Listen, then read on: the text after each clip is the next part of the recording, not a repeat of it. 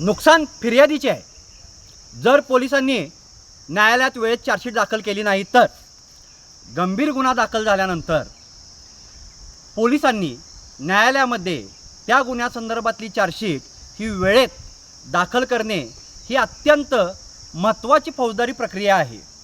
जर police chargesheet न्यायालयामध्ये वेळेत दाखल करू शकले नाहीत तर भारतीय नागरिक सुरक्षा संहितेअंतर्गत कलम 187(3) अंतर्गत आरोपीला जामीन मिळण्याचा मार्ग मोकळा होतो आणि याला डिफॉल्ट जामीन असे म्हटले जाते।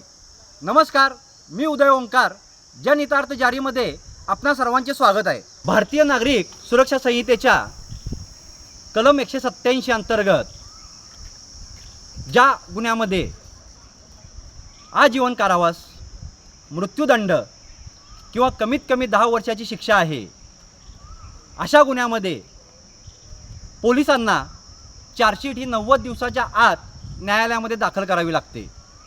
तसेच ज्या गुन्ह्यामध्ये 10 वर्षाच्या आतली शिक्षा आहे त्यामध्ये पोलिसांना त्या गुन्ह्यासंदर्भात 60 दिवसाच्या आत न्यायालयामध्ये चार्जशीट दाखल करावी लागते। या विहित वेळेमध्ये जर पोलिसांनी न्यायालयामध्ये चार्जशीट दाखल केले नाही तर आरोपीचा जामिनावर सुटण्याचा मार्ग मोकळा होतो, त्यालाच डिफॉल्ट जामीन म्हणतात। व असा डिफॉल्ट जामीन जर आरोपीला मिळाला तर आरोपी बाहेर आल्यानंतर, जामिनावरती बाहेर आल्यानंतर फिर्यादीवर दबाव टाकणे, साक्षीदारांवर दबाव टाकणे, फिर्यादीवर दबाव टाकून त्याचा जबाब बदलण्यास भाग पाडणे, साक्षीदारांवर दबाव टाकून त्यांची साक्ष फिरवण्यास त्यांना भाग पाडणे, असा त्रास आरोपींकडून होऊ शकतो। तसेच यामुळे फिर्यादी व साक्षीदारांचे मानसिक खच्चीकरण होते। आरोपीला डिफॉल्ट जामीन मिळाल्यानंतर सगळ्यात जास्त शक्यता अशी असते की आरोपी गुन्ह्यासंदर्भातले पुरावे नष्ट करू शकतो व असे पुरावे जर आरोपींनी नष्ट केले तर आरोपीवरचा आरोप सिद्ध होणे हे फार कठीण होऊन जाते। जोपर्यंत पोलीस न्यायालयामध्ये चार्जशीट दाखल करत नाहीत व आरोपी जर ह्या जामिनावरती बाहेर असेल तर याचा आरोपीला आणखीन एक फायदा असा होतो की जोपर्यंत चार्जशीट दाखल होत नाही तोपर्यंत न्यायालयात खटला चालू होत नाही आणि जोपर्यंत खटला चालू होत नाही तोपर्यंत न्यायालय कुठल्याच आरोपीला शिक्षा करू शकत नाही।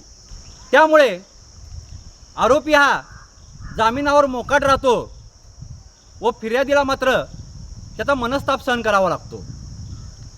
आरोपी जर अशा जामिनावर बाहेर असेल तर मात्र फिर्यादीने तपास अधिकारी यांच्याशी संपर्क करून चार्जशीट न्यायालयात जमा करावी अशी त्यांना विनंती करावी किंवा लवकरात लवकर चार्जशीट न्यायालयात दाखल करण्यास त्यांना भाग पाडावे।